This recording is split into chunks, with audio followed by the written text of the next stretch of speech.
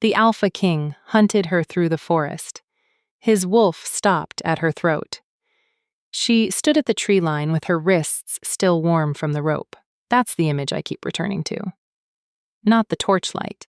Not the crowd gathered in the stone courtyard of Varrock Hold, their breath rising in little clouds, because it was the kind of autumn night that already smells like winter. Not the High Council, 7 men arranged on the dais in their dark furs, their faces arranged in that particular expression powerful men wear when they've already decided, and are simply waiting for the ritual to catch up. No. What I keep coming back to is Una's wrists. The rope had been cut 30 seconds ago, and her skin held the memory of it. 2 pale bands around each wrist, slightly raised, flushed at the edge. She pressed her thumb against one mark without thinking, felt the heat of it. She was being released as prey. She knew what that meant. Every person in that courtyard knew what it meant. The hunt was old. Older than the hold, older than the title Alpha King, older, some said, than the wolves themselves. When the council declared someone condemned, they were not executed. Execution was too simple, too private. Instead, they were given 3 things: a torch that would be extinguished at the count of 60, a half-mile head start, and the forest. The forest, and whatever ran in it. Specifically, whatever ran at the command of the Alpha King. No one had ever survived.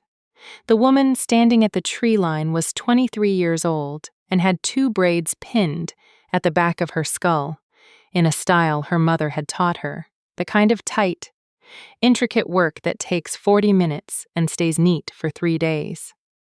She had the particular stillness of someone who has passed through fear and out the other side into something colder and more useful. Her left ear, only her left, had a small notch in the upper cartilage, a white scar shaped like a crescent, the remnant of something she did not speak about. She had not wept when the sentence was read. She had not wept when they tied her wrists. She had not wept when they marched her across the stones to the forest's edge. She was not weeping now. What she was doing, in the 60 seconds before the torch went dark, was memorizing the tree line, ash and iron oak, the iron oak identifiable by the way the bark grew in overlapping plates instead of strips. A small ravine to the northwest. She could tell by the way the ground dipped and the frost had pooled white along the low edge. The ravine would be mud. Mud would slow her. She adjusted her mental map and chose northeast. Toward the ridge she'd spotted on the journey in, a long, slow elevation, the kind of terrain that punished anything heavier than she was. She was 5 feet and 4 inches of compact determination. He was going to be larger. The torch went out. She ran. The forest received her the way forests receive everyone. Without ceremony, without care. Branches at shoulder height in the dark. Her boot found a root and she staggered, caught herself on a trunk with her palm, left skin on the bark, kept moving. The ash trees closed behind her. The courtyard sounds went muffled, then absent, replaced by her own breathing and the percussion of her footfalls, and, under those, the low sigh of wind moving through the canopy above. Somewhere in that canopy, a nightbird shifted on its branch and went quiet. She noticed. Animals went quiet for a reason. She did not look back. This was a decision she'd made before the torch went out. Not looking back was not courage, it was arithmetic. Looking back cost half a second minimum, disrupted her stride, told her nothing she could use, and invited the specific brand of paralysis that comes from seeing how close the thing behind you actually is. So she didn't look. She ran northeast, found the slope, and began to climb.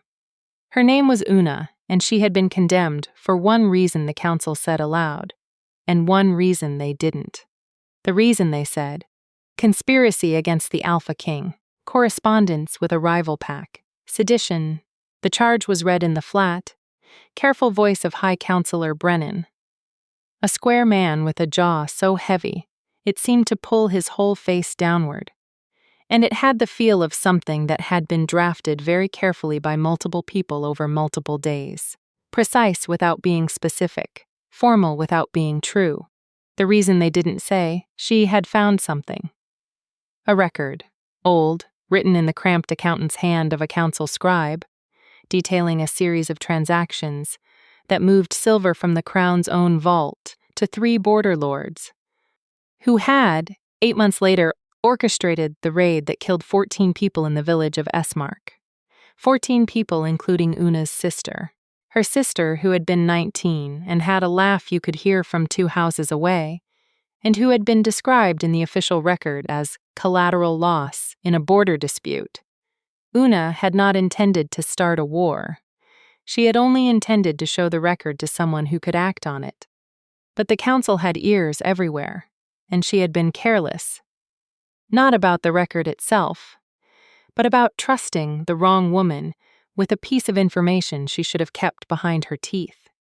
That was the disappointing thing about herself that Una had been sitting with since the moment the soldiers came to her door. She had trusted Mirette, who had a long auburn braid and a way of making you feel, when she looked at you, like you were the most interesting thing in the room. Mirette, who had smiled when Una told her what the record contained, and whose smile, Una now understood, had not been the smile of a woman hearing something terrible. It had been the smile of a woman whose job had just gotten easier. 14 minutes into the forest, Una's legs found the first real elevation, and she felt the burn spread into her hips. The ridge was further than it looked. Everything was further than it looked in the dark. She regulated her breathing, in through the nose, out through the mouth. Count of 4, because she was aware that panic was not a state she could afford. And panic began with the breath going jagged. The cold air tasted of iron and pine and the particular mineral sharpness of wet stone. Her palms, when the wind hit them, stung where the bark had taken skin. She was thinking about the ravine, about water, about whether there was any logic to trying to break her scent trail, when she heard it. Not footsteps. Nothing so human as footsteps. A sound that was almost no sound. The barest compression of dead leaves under a weight that moved with a precision she felt in her back teeth before her brain had fully processed it. A sound that said, "Whatever is making this noise has been doing this for a very long time, and it is not trying to be quiet. It simply is." She did not look back. She ran faster. Here is what she knew about the Alpha King's wolf.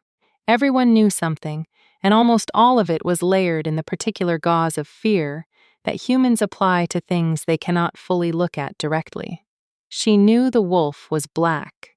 Not brown-black or gray-black, but the true, light-eating black of a raven's primary feather. She knew it was large. She knew it had been running these hunts for 11 years, since Falk had assumed the throne at 22, and in 11 years of hunts it had never, not once, stopped before the kill. She knew the council used this fact when they wanted something done cleanly and without the mess of a public execution. She knew that the men in that courtyard had sent her into this forest because they were absolutely certain of what was going to happen. She did not yet know what they didn't know. The sound behind her was closer. She took the slope at an angle, trying to use the elevation. Heavier animal, more effort, more time, and for 40 seconds she thought it might be working. Because the sound fell back just slightly, just enough, and then the slope leveled into a small flat shelf of rock, and she crossed it in 6 strides and reached the edge and understood that the ridge she'd been running toward was not, in fact, a ridge. It was a drop, not a cliff, not quite. A steep fall of perhaps 20 feet into a dry creek bed, the bottom full of pale limestone rock and the skeletal remains of a summer's worth of undergrowth. She could survive it. She could survive it if she hit it right, and if she did not break an ankle, and if she was very, very lucky. The kind of luck she was not, currently, inclined to trust. She pulled up 3 feet from the edge, breathing hard, and turned. She had promised herself she wouldn't look back. She looked. The wolf stood at the edge of the tree line, 30 feet away, where the flat rock began. Still. Absolutely still, in the way that only very large things can be still. A stillness that doesn't read as passivity but as the total management of power. The way a held breath is the opposite of an empty one. It was black, as they'd said, but black like that didn't read as color in the dark. It read as a shape that the darkness organized itself around. A negative space with amber eyes, and the amber was the only warm thing in the whole forest. And it was looking directly at her. She did not move. It did not move. She was aware of her own pulse in a way she hadn't been during the running. She could feel it in her throat, at the notch in her left ear, at the insides of her wrists where the rope marks still sat. She was aware that she was standing at the edge of a 20-foot drop with a wolf the size of a draft horse between her and any other direction. She was aware that this was where it ended. 14 minutes and 27 seconds of running, and this was where it ended. At the edge of a drop she couldn't take, facing something she couldn't outrun. She had one thought, clean, strange, and unclouded by any sentiment, which was, I want Brennan to know I made it 14 minutes. Then the wolf moved. Not a lunge. Not the explosive violence she had braced for. It walked toward her, measured, deliberate, each paw placed with that same terrible precision she'd heard through the leaves. And it covered the 30 feet in the time it took her to decide that running left or running right were equally useless options. It stopped when its nose was 4 inches from her collarbone. She felt its breath, warm against the cold. It came in short, deep drafts, and each one hit the skin above her collar. And the contrast between that warmth and the autumn air around it was so specific and strange that she would remember it afterward as one of the most arresting sensory experiences of her life. This warmth arriving in pulses, while she stood very still with her arms at her sides and waited. The wolf lowered its head. Her heart hammered twice, hard, and it pressed its nose, just the nose, the broad black, damp nose, against the notch of her throat, the hollow between her collarbones, and it breathed her in. It didn't bite, it didn't growl, it didn't circle. It pressed its nose to her throat, and it held it there for 3 full breaths, and then it exhaled once, long, warm, deliberate, against her skin, and she felt the sound of it more than she heard it. A low sound, not a growl. Something that sat in the chest of the wolf the way a note sits in the body of an instrument, resonating before it becomes a word. The wolf sat down. Una stared at the top of its enormous black head. The fur there was coarser than she would have imagined. She could see that even in the dark. It caught the moonlight slightly differently than the fur along its flanks, drier and denser. The fur of an animal that ran in cold weather. She stared at it for a long moment. Then she said the first thing that came into her mind, which was, "What are you doing?" Not a question, a statement. The specific flat statement of a person whose brain is refusing to process what it's seeing. The wolf looked up at her, amber eyes, direct and unblinking. "What are you doing?" she said again, and this time it was smaller. And she hated the way her voice sounded. Not afraid. She was past afraid, but stripped of whatever composure she'd been maintaining. Suddenly uncertain in a way the running hadn't made her, the wolf stood, turned its body sideways to the drop, and looked back at her over its shoulder. She understood. Somehow, entirely against her will, she understood. She followed it away from the edge. They walked. She walked. It padded at what seemed like a casually reduced pace, back through the rock shelf and into the trees, not back toward the hold. Sideways along the ridge, following some logic she couldn't parse, through stands of ash, and then a corridor of older iron oak, where the canopy was dense enough that even the cold felt muffled. She walked with her hands loose at her sides, and her breathing deliberately even, and the wolf moved ahead of her and slightly to the left, and whenever she fell too far behind it, slowed until she was within range again. She was not unafraid. She was beyond afraid. In a register she didn't have a clean word for. Her body had used its fear up and was now running on something else, a stripped-down animal attention, fully present, fully aware, cataloging everything. The temperature, the footing, the distance, the amber eyes that checked back on her with a regularity that felt, in its consistency, almost like care. The second exchange between them happened an hour into this strange collaboration. Her boot broke through the frozen crust of a hidden puddle, and she went down on one knee. She caught herself on her hands, pushed up fast, but not before the cold water soaked through her boot and her sock and found her skin. The wolf stopped, turned, watched her stand, watched her assess, watched her continue, and she said, quietly, more to herself than to it, "I'm fine." The wolf made the sound again, the chest resonating sound. She decided, for lack of any better framework, to call it an acknowledgement. "I know you're not going to bite me," she said, because saying it aloud was the only way to make it real. "I don't know what that means, but I know you're not." The wolf walked on. So here is where the viewer knows something Una doesn't. Has known it, actually, since the moment the wolf pressed its nose to her throat and held it there with a focus that was not hunger. The bond. The thing wolf shifters called the mate pull. The recognition that lived in the wolf's body like a scent memory before the human mind could catch up to it. The bond had triggered. In Una's throat. In the 30-foot approach across cold rock, the wolf had not stopped because it was merciful or confused or malfunctioning. It had stopped because every instinct it possessed had reoriented in a single breath. The Alpha King's wolf had found what it had been, without the king's knowledge or consent, looking for, and the king, the man, did not yet know. Falk. Let me tell you about Falk, because you've been forming a picture of him since the moment I mentioned the hunt, and some of what you've decided about him is true and some of it isn't, and the difference matters. He was 33. Dark hair kept cropped close on the sides, longer on top, the kind of careless length that happened because he didn't particularly think about it.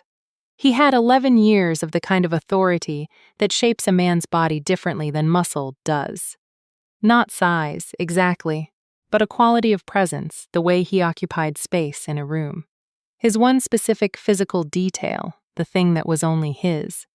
A thin scar bisecting his right eyebrow, not through violence but through childhood. A fall from a fence he had been told twice not to climb, and he had climbed anyway and paid for it. The scar hadn't bothered him since he was 9 years old, but it gave his face an asymmetry that made people slightly uncertain where to look, which he had never, over 33 years, done anything to correct. He was not a good man in the simple sense. He was a complicated man who held to a few things very hard and let too many other things slide.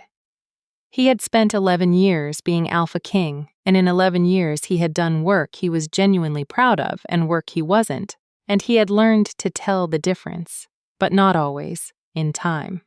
The council had been operating around him for most of those 11 years like water around a stone, accommodating itself to him where it had to, finding its way through the gaps where it could. He had not known the hunt that night was a murder. He had been told, as he was always told, that the condemned was an enemy of the crown and a conspirator. He had been shown documents. He had read them with the specific focused attention he brought to everything he read, and he had found them credible. He had not found them comfortable. There was something in the arrangement of the charges that had sat wrong in his chest since the day the council brought them to him, a sensation he associated with incomplete information, or with a conclusion reached before the reasoning. He had asked 3 questions. The council had answered all 3 fluently. He had signed. He hated that he had signed. He had been standing in his study when the wolf pulled. When the mate pull hit the wolf, it hit the man too. Not with the same clarity, not with the same certainty, because the wolf's knowing and the man's knowing were not the same organ. But he felt it, a jolt. Like touching something you expected to be cold and finding warmth. Like a note played in a key your body knows. He gripped the edge of his desk, let out a slow breath. And he understood, with a horror that moved through him from his spine outward, exactly what that meant. Exactly where his wolf was. Exactly who his wolf was with. He was in the forest 4 minutes later. He found them in the iron oak corridor, his wolf pacing a slow escort at the side of a woman he had signed a death warrant for. He stopped 12 feet away. His wolf looked back at him. The woman, Una, though he didn't know her name yet, had not been given her name.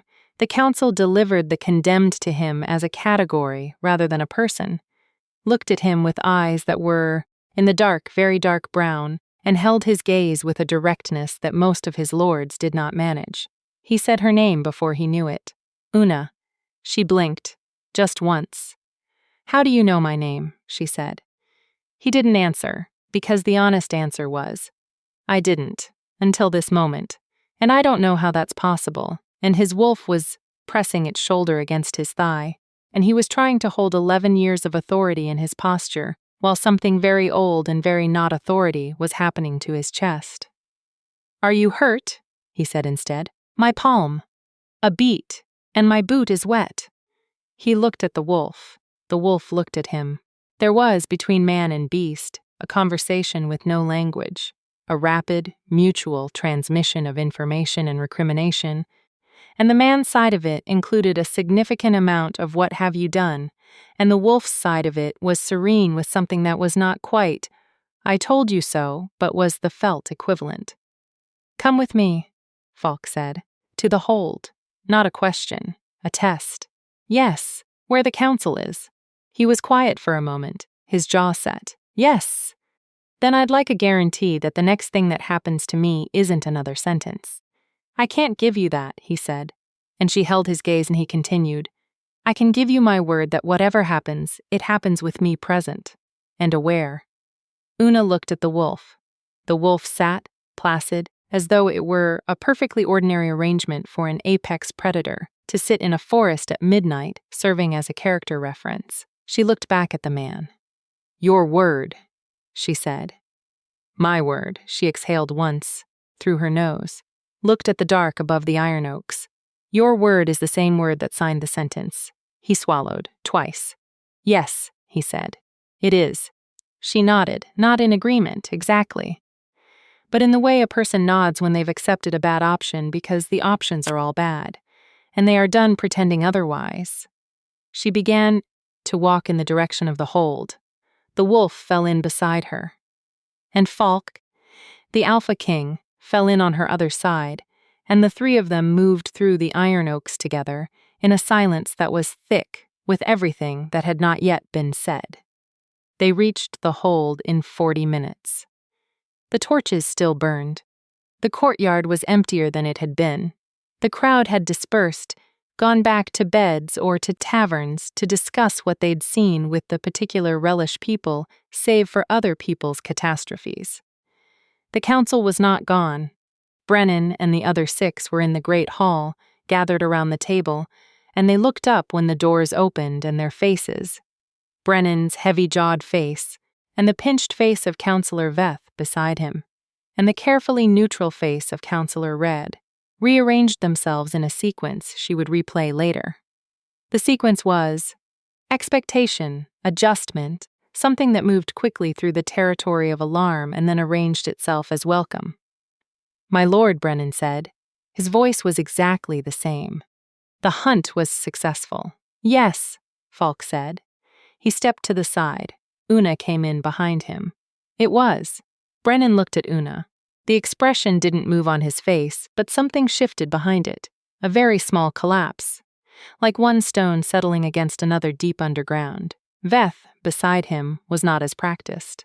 Veth's eyes went to Una, then to the wolf, which had followed them into the great hall and was sitting at Una's left heel like a very large, very expensive dog. And then to Falk, and there was, in Veth's pale eyes, the beginning of a calculation. "The condemned is alive," Veth said. "She is," Falk said. "The law requires." "I know what the law requires." Falk moved to the head of the table, not aggressive. Precise. The kind of movement that says, "I am exactly where I intend to be. And I know what the law requires when a hunt is declared invalid." The room shifted. Una felt it, not saw it, felt it, a change in pressure. The way the air in a room changes when the balance of who holds what moves. "The hunt was valid," Brennan said. Steady. The sentence was read, the accused was released, the hunt proceeded according to all 7 points of the covenant. All 7, Falk said. Yes, including the 7th. He looked for the first time since they entered directly at Brennan, which requires that the declared enemy of the crown be, in fact, an enemy of the crown. Brennan said nothing. A conspiracy charge, Falk said. Correspondence with a rival pack. I want to see the original letters. My lord. The original letters, still precise, still unhurried. Not the summaries the council prepared. The letters. This is the moment. The one I told you was coming. The one that breaks the thing you've been assuming since I said the word condemned. You have been watching this story through the lens of the council's version. Conspiracy charge. Enemy of the crown. You took those words the way you take most official language. Not with full belief, but with provisional acceptance. Because official language is how worlds order themselves, and we are trained from birth to extend it a certain benefit of doubt. And so you have been half watching Una and half watching the sentence, the way you watch a person in a story who probably didn't do it but might have, who is sympathetic but possibly guilty. Who you're rooting for while holding that small card in reserve. The letters did not exist. Brennan knew this. Veth knew this. Raid, who sat very still at the end of the table with his long-fingered hands folded on the wood, knew this too. The charge had been built from whole cloth. Not sloppy cloth, not improvised, but carefully stitched with the kind of technical precision that assumes the accused will be dead before anyone looks closely. Because she was supposed to be dead. She had been supposed to be dead in the Iron Oaks 40 minutes ago. And the wolf that had been running these hunts for 11 years without failure was sitting at her heel, and Brennan was looking at it now, looking at the wolf with a specific quality of attention that Una recognized. It was the same attention she'd given to the wrong door in a burning building. It was the attention of a man trying to find the exit. The correspondence, Falk said, was never produced in original form. What was produced were summaries. Prepared by the council secretariat. He paused. Specifically, by the secretariat of Councillor Veth. Veth's hands went flat on the table. I want, Falk said, to discuss Esmark. The name hit the room the way a stone hits still water, the immediate impact small, the radius of it expanding outward in silence. Una's breath stopped, just for a second. She had not expected him to know the name. She had not expected him to begin there. Brennan's face was doing something complicated and suppressed. Esmark was addressed in the quarterly. 14 people, Falk said. Brennan closed his mouth. 14 people in a border village. Killed in what was recorded as a territorial dispute with a pack that has not, in 11 years of my reign, engaged in unprovoked territorial aggression. I read that report. I was told the investigation was ongoing. The investigation... He stopped. He was holding himself very still. In the same way, Una had held herself still at the edge of the drop, but this stillness was different. This was a man who had found out something that cost him something, and was not going to let the cost of it show until it was no longer useful to hold it in. The investigation was closed 18 months ago, without my signature. The procedure. I know the procedure. The procedure requires a signature. His eyes found Brennan's. Someone signed it. Una watched Brennan's jaw set. Watched the calculation behind his eyes. He was, she could see it, had been watching powerful men make decisions for long enough to read it. Deciding how much to concede and to what. He was deciding where to put the wall. These are serious allegations, Brennan said. And they come from a condemned woman who has every reason to construct a narrative that serves her own. She hasn't said a word, Falk said.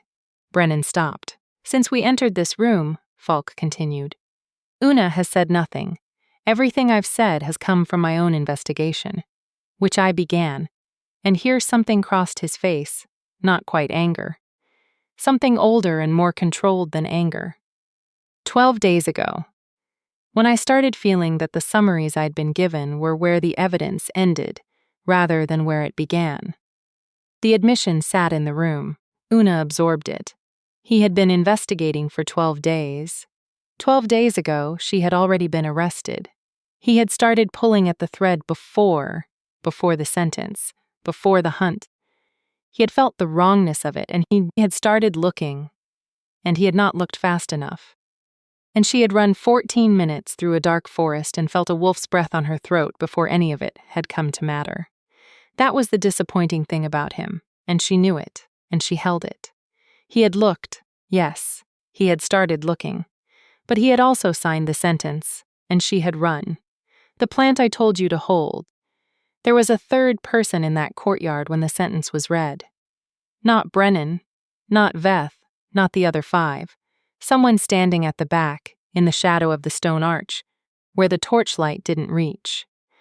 Someone who had watched Una's face with an expression that was not the carefully arranged neutrality of the council's performance, but something else. Something that looked, if you'd had the angle and the light, like regret. You'll know who it was. I promise you. But not yet. Brennan made his decision. If the king wishes to conduct an inquiry, he said, and his voice had shifted into the particular register of a man who has decided that if he cannot win, he can at least control the pace of his loss. The council will cooperate fully. As it always has. As it always has. Falk repeated, quiet, specific. Not a mockery. Something flatter and colder than mockery. He turned to Una. This was the first time he'd looked at her directly since they'd entered the hall. She held the look. His eyes were gray, she noted. A particular gray that lived somewhere between slate and the sky before snow. And they were doing something that she didn't have a framework for, because no one had ever looked at her quite like that. Not in the way of desire. Not in the way of assessment, though there was some of that. More like recognition. The expression of a person encountering something they'd been looking for without knowing they were looking. She didn't trust it. She didn't have the luxury of trust. Trust had cost her Marit, cost her 4 months of careful hiding, cost her 2 months in a holding cell, and 1 night in a forest with a wolf's breath on her throat. Trust was an expense she was not currently solvent for. You'll be given a room, he said, and dry boots. I'll take the room, she said. I'll keep my boots. Something in his face, not quite a smile. Something that was adjacent to a smile the way a word is adjacent to the feeling that invented it. Keep the boots, he said. She was taken to a room in the east wing by a woman named Corin, slight and quick, with a streak of white hair above her left temple that had been there since birth, and gave her the look of someone who had been startled by a ghost and simply never recovered, who provided water, bread, and a second blanket without being asked, and who did not treat Una as a condemned woman or as a guest but as a person, which was its own particular grace after the night she'd had. Corin said very little. What she did say, the wolf doesn't come inside, usually. Does that? Una paused, pulling off her wet boot. Does that happen often? Corin looked at the door, back at Una. No, she said, not in 11 years. She left. Una sat on the edge of the bed and peeled her sock off her left foot, which was cold and slightly pruned and had no feeling in the small toe. She pressed both hands flat on her thighs and looked at the room. A real fire in the grate, the smell of wood smoke and tallow, and someone's dried lavender in a pottery bowl on the windowsill. Real. All of it real and solid, and not the forest. She was alive. She let herself have that. Just for a moment. The specific physical reality of being alive. The feeling of a mattress under her, the dull ache in her knee where she'd gone down on the rock, the warmth beginning to return to her left foot in prickling stages. She let herself have it, and then she set it aside. Because she was alive in the hold of the Alpha King, with a council that had just tried to murder her, and being alive was necessary but not yet sufficient. She thought about the wolf. She thought about the warmth of its breath against the notch of her throat, and the sound it had made, and the way it had pressed its nose there, with a focus that was not hunger and not aggression, but something she couldn't name and hadn't, in the moment, wanted to. She was naming it now, carefully, against her will. She'd heard of the mate pull. Everyone had heard of it. It was in the stories, in the songs, in the particular ache that ran through every tale of shifters that the women in her village had traded on long winter evenings. She'd never believed it exactly. She'd believed it the way you believe in something that hasn't happened to you, theoretically, with a comfortable distance. There was no distance now. She lay down in her clothes, on top of the blanket, and looked at the ceiling, and did not sleep for a long time. The inquiry began at dawn. Falk worked with the specific, methodical focus of a man who has been storing energy for this, and is now converting it all at once. He pulled files. He sent for the Secretariat's original working records, not the summaries, the workings. And he went through them with a senior clerk named Aldous, who had a glass monocle he wore on a ribbon because his right eye had given up most of its central vision 3 years earlier, and he'd refused to let it slow him, and who brought to the reading of documents the same aggressive precision that Falk brought to interrogation. They worked in the council chamber. Because Falk wanted to work in the council chamber, with the council present, so that no one in that room was uncertain about what was happening. Brennan had arrived in clean clothes, his heavy face composed. He sat at the table and observed the investigation with the air of a man watching a storm pass, present, attentive, giving no more away than he had to. Veth was less composed. Veth had dark rings under his eyes and kept touching the arm of his chair. Rad, long-fingered Rad, silent at the end of the table, watched everything and said nothing. Una was not in the chamber. She was in the east wing, and she was not sleeping, but she was not summoned, because Falk understood, or was beginning to understand, that summoning her into that room while the men who had tried to kill her were seated around the table was not something he was willing to do. Not yet. What he found by mid-morning was this: no original letters, no evidence of border pack correspondence beyond the summaries. A series of expenditures from the Crown Vault, coded under a routine designation, infrastructure maintenance, that did not correspond to any infrastructure work in the regions specified. 3 border lords who had received payments, one of those lords dead, 2 alive and very far away. The closed investigation into S-Mark with a signature that was not Falk's and had been filed in a slot that, under routine archival procedure, would never have been cross-referenced with the case file unless someone was specifically looking. And one more thing. A name, appearing 3 times in the margin notes of Veth's working records, written in a hand that was not Veth's. The name was Moret. When Falk read that name, he looked up. His gray eyes found Brennan's across the table. Brennan met the look, did not flinch, did not explain. Just held it, the particular steadiness of a man who has decided that the best remaining position is composure, because composure costs nothing and everything else costs more. "Counselor Brennan," Falk said, and his voice was very quiet. "Who is Moret?"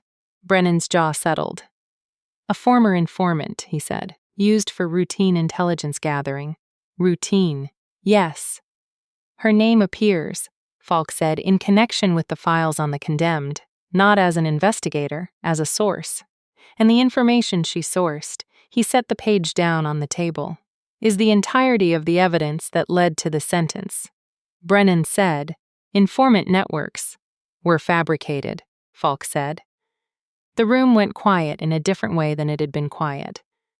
There is a quality of silence that is just the absence of sound, and there is a quality of silence that is the presence of something large that everyone in the room is looking at and no one is naming yet. This was the second kind. Veth's hands were flat on the table, pressing down. Rad, at the end of the table, unfolded his long fingers and refolded them, and looked at Falk, and said, and this was the first thing Raid had said in the entire inquiry, delivered in a voice that was careful and not entirely steady. "My lord, there is something I should have told you 12 days ago." Everyone in the room looked at Raed. Raed looked at his hands. "I was at the vote," he said. "That formally condemned her," I did not. He stopped. Restarted. I did not vote against it. I told myself the evidence was circumstantial but consistent. I told myself the process had been followed. His voice was flat in the way voices go flat when someone is being accurate about something they wish were otherwise. I was wrong, and I knew I was wrong when I cast the vote, and I cast it anyway. Falk looked at him for a long time. Why? He said. Raid's jaw worked once, because Brennan had information about me. Information that would have. He stopped again. It doesn't matter what it would have done. I made a choice because I was afraid for myself, and a woman went into the forest because of it. The room held that. No one spoke. Veth's chair scraped slightly, one involuntary movement, and went still. You'll write that down, Falk said to Raid. Everything. Witnessed and signed. Raid nodded. Brennan said, The counselor's testimony is the beginning of a longer conversation, Falk said. He rose from the chair. Standing at the head of the council table, with 11 years of the particular kind of authority that comes from making decisions that can't be unmade, with the thin scar through his right eyebrow giving his face that asymmetry that made people uncertain where to look. He did something that the council had not seen him do in those 11 years. He took the 7 formal precedent stones that sat in a row at the head of the table, traditional, ceremonial, the physical weights that signified a sitting quorum, and he moved them, one by one, from the head of the table to his left hand, and he set them down in a row in front of himself. The covenant, he said, grants the Alpha King the authority to invert the hunt when it can be demonstrated that the declared enemy of the crown was not an enemy of the crown.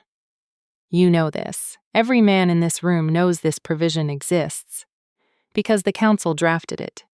He picked up one stone, set it back down with a sound that was not loud, but was deliberate. It was intended as a safeguard against false accusation, against exactly. He looked at Brennan. Brennan's face was still, composed. He had composed it into something that was almost impressive in its stillness. And Una, who was not in this room, who did not see this moment, who would hear it described later, and would note that Brennan had been composed right up until the moment he hadn't, would later say that what happened to Brennan's face, when Falk invoked the inversion, was the most honest thing she'd ever seen him do. The hunt, Falk said, is declared invalid. The sentence against Una of. He realized he didn't know her family name, and it cost him something visible, that gap. A very small flinch of a man realizing the shape of what had been kept from him. He said, steadily, the sentence is declared null. And the ritual provision of the covenant, which allows the hunt to be re-declared against those who corrupted the original verdict. Veth pushed back his chair. Is hereby invoked, Falk finished. Veth stood. His voice came out higher than he'd intended. You cannot, the council cannot be subject to the hunt. The covenant specifies. The covenant, Aldous said without looking up from the document in front of him, in the dry, precise voice of a man who has spent 30 years reading law for a living, specifies that the hunt may be redeclared against any party who, with foreknowledge, brought a false accusation before the throne. The council's immunity from the hunt applies in cases where council members act in good faith. He looked up through his monocle. I do not believe good faith will be the primary argument available to you, Counselor Veth. Veth sat back down. Brennan said nothing. His jaw was set. He looked at the table, and then he looked at Falk, and in his eyes, and this is the humanizing thing, the thing that makes him not a cartoon, which doesn't make it better but does make it real. There was something that was not quite regret, and not quite fear, but was somewhere between them. A man who had spent 30 years making the world into the shape he needed it to be, and was now looking at the evidence that it had not, in fact, become that shape, and would not. I built something, he said. I built it over 30 years. Everything this kingdom has. Everything this kingdom has that you built, Falk said. I will review. What I find that's worth keeping, I'll keep. What I find that was built on this. He didn't gesture. He didn't need to. Will not stand. He met Brennan's eyes. You have until evening to put your affairs in order. Brennan left the chamber. He walked out the door with his heavy jaw and his composed face, and the 6 remaining council members watched him go. And the room had the particular quality of a bell that has been struck and is still ringing, even though the sound has stopped. Now let me tell you what happened after. Not immediately after. That's all precedent and procedure, and I could narrate it, but it's not where the story lives. The story lives in a smaller moment, later in the day. When the light had gone gold and low, and the iron oaks outside, the hold's east windows were holding it in their branches like something they'd caught. Falk found Una in the corridor outside the east wing. Not looking for her. He'd been walking, the way he sometimes walked when his mind was too full to stay in one room. And she had been walking too, for the same reason. They both stopped. The corridor was narrow, with a window at one end throwing a long bar of late light across the stone floor. And they were standing in it, and the silence between them had texture. It was not empty. It was the full kind, the kind where the words that need to be said are all there, just not yet in order. She spoke first. You signed the sentence, she said, not an accusation. A fact that she was placing between them because it needed to be there. Yes, he said. You didn't know what they'd built. But you signed it. Yes. And you started looking afterward. She looked at the window, looked back at him. After, he held the look. He didn't qualify it, and he didn't explain it, and he didn't apologize in a way designed to move past it. And the fact that he didn't do any of those things was the beginning of something she hadn't expected, which was the possibility that he might be a person she could take seriously. I want to see the record, she said. The S-Mark account records, the ones your clerk found. You'll have them, he said. Not as a courtesy. She held his gaze. Because they document my sister. He was quiet for a moment. Tell me her name. Something moved in Una's chest. Small and precise, and lodged under the sternum. Her sister's name was not something she had said aloud to anyone in months. Not in the holding cell, not to the guards, not to Moret before the betrayal. Because keeping it inside had felt like one way to keep it safe. She said it now. Sable. He said it back. Sable, not reflexively. Deliberately, the way you repeat a name you intend to remember. She looked at him for a long time. The wolf, she said. I know what it means, what I felt. I know what that was, even if I've never. She stopped. I'm not saying I'm certain of it, but I know what people say it is. Yes, he said. He was being careful, she could tell, with the same carefulness she was using, not holding back exactly, but placing things where they needed to go rather than where impulse wanted to put them. I felt it too. When the wolf. He paused. When it happened. I was in my study. I felt it happen. She absorbed that. The idea of him in his study, miles from the forest, feeling the moment his wolf pressed its nose to her throat and held it there. She absorbed it. And she did not know what to do with it yet, and she said so. I don't know what to do with that. Neither do I, he said. And then, carefully, I'm not asking you to do anything with it. She looked at him. The scar through his eyebrow. The gray eyes that held hers without pressing. She thought about 14 minutes of running, and a warmth she'd felt against the notch of her throat in the coldest moment of her life. She said, I'll let you know when I do. He nodded. She walked past him, back toward the room Corin had given her, and she didn't look back, and this time it wasn't because she was afraid of what she'd see. He watched her go. His wolf, somewhere, knew her, had known her in one breath, in the dark, at the edge of a drop, and had sat down and waited, and he was beginning to understand what that was. What that level of certainty required from the man, now, not the wolf's certainty, his own. It would take time. She would make him earn it, and the earning would not be comfortable, and some of it he would not manage well. He was not a man who had learned humility easily or early, and this was going to require both. He knew this in the way you know things that come from the body rather than the brain. a bone-level knowledge that requires no argument. He was also, under all of it, aware of something he would not have been able to name cleanly if asked, which was this. She had been asked to survive something he had, unknowingly, contributed to. And she had survived it. Not because the wolf had stopped. The wolf stopping was real, but it was not what had kept her alive in those 14 minutes. She had kept herself alive. She had chosen northeast. She had regulated her breathing. She had not looked back.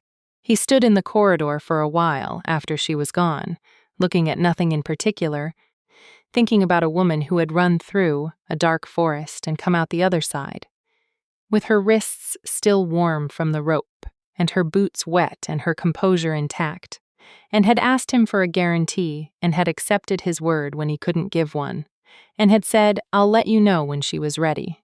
He would wait. Brennan was held by dawn of the next day.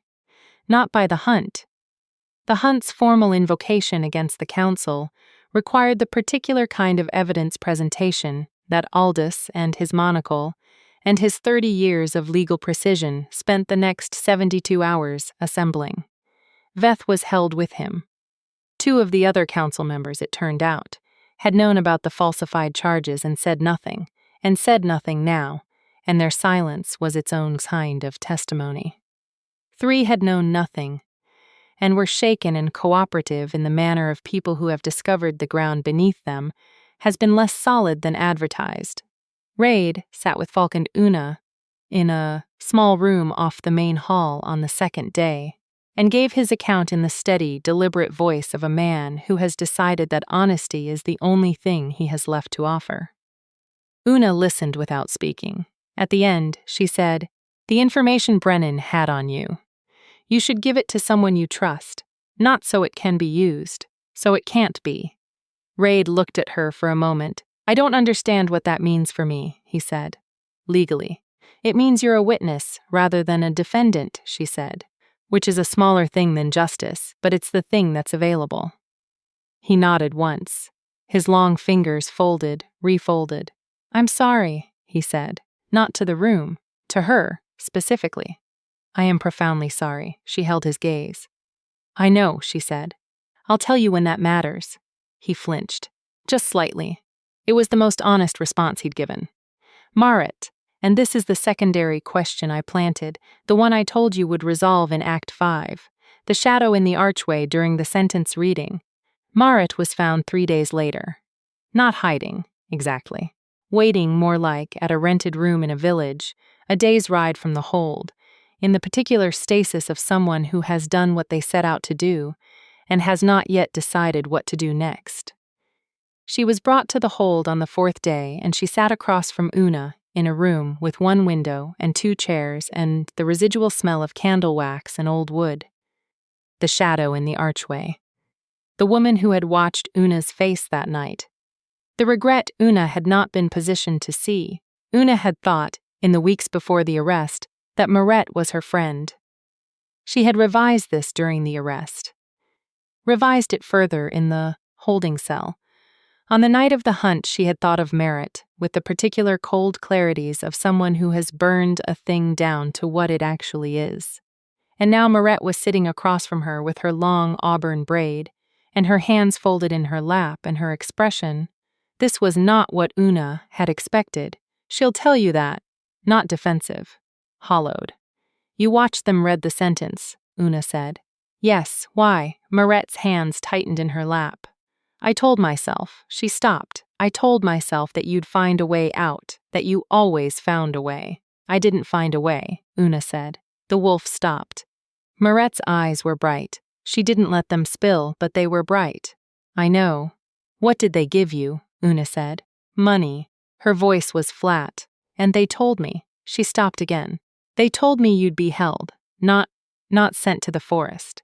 They said it was a matter of questioning, that you'd be released." "They lied to you," Una said. "They did." A pause. "That doesn't." "No," Una said. "It doesn't." The silence between them was a different kind than the silence in the corridor with Falk. That silence had been full. This one was empty in the particular way of something that used to contain something else. Una looked at Marette and felt, with a clarity that surprised her, not the rage she'd expected, but a tiredness that was almost worse. The tiredness of seeing all the way through a thing. Brennan had used Marette the way Marette had used Una, as a tool with its own small concerns that made it cooperative, and it hadn't mattered to Brennan whether the tool knew what it was doing, and it hadn't mattered to Marette. At the critical moment, what the cost was to Una, and the chain of it was so ordinary. That was the worst of it. Not viciousness, just the ordinary human habit of allowing what you want to be the thing you're told. "You'll testify," Una said. "Yes," Marette said immediately. "Everything you were told, how it was framed, what you were paid." "Yes." Una stood. She'd said what needed to be said, and there was nothing else she wanted to give this room. At the door, she stopped. Not because she'd thought of something she wanted to say to Marette, because she was thinking of the woman in the rented room a day's ride away, waiting, in a stasis of a decision made and unmade too late. And that was a thing that had happened to a person, and it didn't make it forgivable, but it made it real. She didn't say any of this. She left. The formal tribunal took 6 days. She was not going to describe those 6 days to you in detail, because they were the most procedurally heavy 6 days of her life, and there is a kind of institutional justice that is important and correct and deeply unglamorous, and those days were that. Aldous read documents. Raid gave testimony. Merrick gave testimony. 2 border lords were summoned from a considerable distance and were unhappy about it. Records were entered into evidence. Brennan sat at the defense position with the specific bearing of a man who has decided that if composure is the only coin he has left, he will spend it to the end. His composure was, she thought, the most authentic thing about him. He had been building things for 30 years, and he believed in what he built, and the fact that what he built was built on other people's bodies was not. In his architecture, the foundation. It was the part that didn't show. Veth wept on the second day. Once, briefly, when a specific record was entered. The coded expenditure that had moved Silverfur to the border lords who had killed Sable and 13 others. He wept and then composed himself and said nothing further of use. Una sat in the tribunal and was a witness and was present and wore the same practical dark clothes every day because they were what she had, and she was not going to perform anything for this room. She answered when asked. She asked some of her own. At the end of the 4th day, the presiding judge, an older woman named Thessaly, who had white hair cropped close in a manner so dry it was practically mineral, looked at her over the stack of documents and said, "You found the original S-Mark record how?" "I was a clerical aide in the archive 7 months ago," Una said. "I was filing some maintenance request when I found the expenditure record misfiled in the wrong decade's folder. I cross-referenced it with the public accounts. The discrepancy was approximately 11,000 silver marks." Thessaly looked at the documents. Back at Una, "And you didn't go to the council." "I didn't trust the council," Una said. Thessaly was quiet for a moment. "Who did you go to?"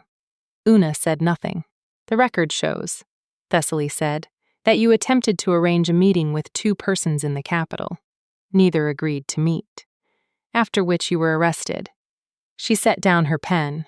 "You weren't conspiring against the crown. You were trying to find someone who would take the record to the crown."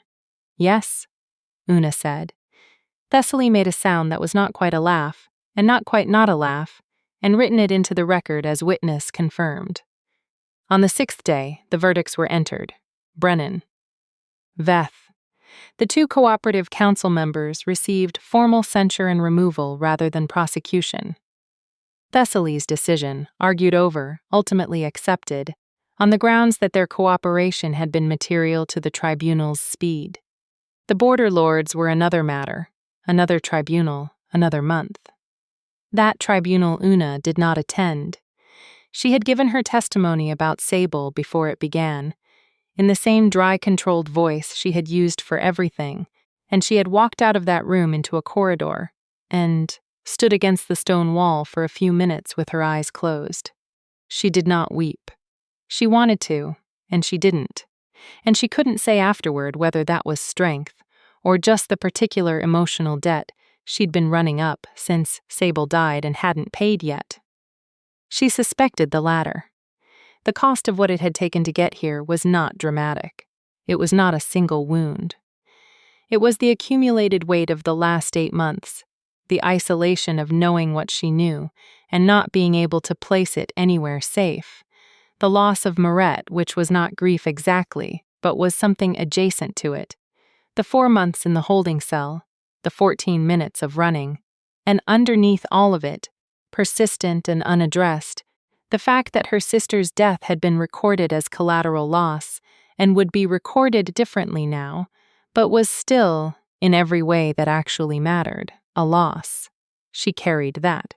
She was going to carry that. On the 7th day, the formal record, if anyone checks, is November 3rd. She was in the East Wing corridor again. Late evening. The window at the end threw no gold light now. It threw the blue-gray of a sky that had given up its color for the night. Falk was there. She didn't know if he'd been looking for her, or if it was the same accident as the first time, and she didn't ask, because either way he was there and she was there and the corridor was narrow. "It's done," she said. "The tribunal. Yes, the border lords will be. I'll see it through," he said. "You have my word on that." She looked at him. "I've had your word before." "I know," he said. "That's not." She stopped, started again. "I'm not saying it to wound you. I'm saying it because I want to know what you're going to do with the difference between the word you gave before and the one you're giving now." He was quiet for a moment. The kind of quiet that was thinking, not deflection. "The difference," he said, "is that I know what you've given." She said nothing. "What you carried for 8 months," he said, "alone. What you were willing to risk, what you did lose. I didn't know that before. I'm not sure knowing it changes what I can offer. But it changes." He stopped. His jaw worked once. "It changes how I understand what asking you to trust anything I say costs you." She looked at him for a long time. "The wolf," she said. "It's been 11 years. Yes. Every hunt. Yes. It never stopped." "No," he said. "Never." She thought about that. About 11 years of hunts, and 11 years of an unbroken record, and the one night the black wolf walked up to a woman at the edge of a limestone drop and pressed its nose to her throat and sat down. She thought about what that meant for the wolf, and what the wolf was in the architecture of what Falk was, and what it meant that she had been the thing that ended 11 years of certainty. "I'm not the same person I was 8 months ago," she said. "I want you to know that. Before," she stopped, "before anything else. I want you to know that whatever this is, whatever the bond is, it didn't find me at my most." She was looking for the word and she found it, and she said it, "intact." "I know," he said. "That doesn't." "I know," he said again, not cutting her off, just confirming. He held her gaze. "I'm not looking for intact. I'm looking at who's standing here." She held that. She held it for a long time, in the blue-gray light of the corridor, with the cold coming through the old stone and the distant sound of the hold settling for the night. A creak, somewhere, the sound of timber against frost, and her left ear's crescent scar catching the faint light from the sconce on the wall. She said, "The wolf chose first." "Yes," he said. "The man is asking to." He met her eyes, steady in that asymmetrical face with the gray that was almost snow. "Yes," he said. "He is." She nodded once, not an acceptance, not yet. A placeholder, for something she hadn't made up her mind about, and wasn't going to make up her mind about tonight, because her mind was not the organ that needed to decide, and that organ, whatever it was, the one that lived in the chest, the one that had felt the warmth of the wolf's breath in the coldest moment of her life, and had catalogued it and held it, that organ needed more time. She walked past him down the corridor, through the door. He stood in the corridor for the second time that week and watched the space she'd left. His wolf, somewhere in the stone below, was patient. "Here is the last thing I want to tell you. Brennan, at his sentencing, was composed, right up until Thessaly read the full scope of it. The S-mark account, the 14. Sable's name in the record amended from collateral loss to victim of coordinated financial conspiracy, and the composure broke, not in a visible way, not dramatically. His jaw moved and his eyes moved, and something in his face made the very small adjustment of a man who has been telling himself a story for 30 years and has just arrived at the place where the story doesn't continue. He left the chamber on his own feet. He was still, at the end, a man who conducted himself in a particular way, and that particular way was the one real thing left. Veth cried again. No one moved toward him. Raid was not sentenced. He was censured. He walked out of the tribunal into the early November morning and got on a horse and rode, and nobody tried to stop him. Because his account had been thorough and his testimony had been given without bargaining, and the cost to him was already visible in the way he held his long-fingered hands. Una had watched him go. She had not waved. She had not needed to. She had told him she'd let him know when the apology mattered. She had not let him know. She didn't know yet if that was cruelty or just the honest reflection of where she was. She was working on the difference. On the morning of November 7th, 4 days after the tribunal, she stood at the window of the East Wing room and looked at the iron oaks in the early light. The frost had come properly overnight. It lay on the branches like white writing. The morning was the specific pale color of winter deciding to begin, and her breath fogged the glass. The wolf was at the edge of the tree line, standing as it had stood in the forest, that same quality of stillness, that same management of power, nothing performed about it. Just there, looking up at the window. She watched it. It watched her. She pressed her thumb against the rope mark on her wrist, still faintly there, the raised, pale line of what had been pressed into her skin and then removed. She thought about what remained of things. She thought about Sable's laugh and about the record that had her name in it now. Correctly this time, the right category. Too late to matter in the way it would have mattered to matter, but matter nonetheless. She thought about 14 minutes of running and the warmth in the coldest moment, and the way the wolf had made that sound, resonating in its chest, that she still didn't have a word for. She thought about wary disbelief. She thought about how long you could live there, whether it was somewhere to stay, or just somewhere you passed through on the way to something else, something you couldn't name yet, that lived beyond the edge of what the night had taken and hadn't taken back. She was alive. She was changed. She was standing at a window in the hold of the man whose wolf had stopped at her throat, and outside in the early frost the wolf stood at the tree line and waited. And she was not ready, and she was not unready. And the distinction between those two things was getting smaller every morning. She did not wave. But she didn't move from the window. The thing built to destroy her had been the first thing to finally see her clearly. She carried everything it had cost to get her here, and she was still standing, and the light was coming up through the iron oaks in long horizontal bars.